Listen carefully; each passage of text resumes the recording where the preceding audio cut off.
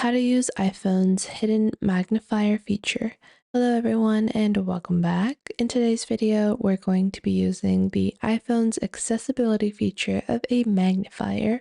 So let's get started. To get started, simply go into your iPhone and then click on settings. Once you click on settings, you're going to scroll down, click on accessibility. Once you click on accessibility, you have quite a few different tools available, including a magnifier on top, which has been renamed into zoom. Once you do that, you can click on zoom and this zooms the entire screen for you. And this is going to help you in just viewing your content accordingly, like so. And if I go back, which my screen is currently zoomed in, but you guys would not be able to see it. So I'm just gonna have to unzoom my tab. And just like that, you can turn on your magnifier to zoom it in on objects or camera.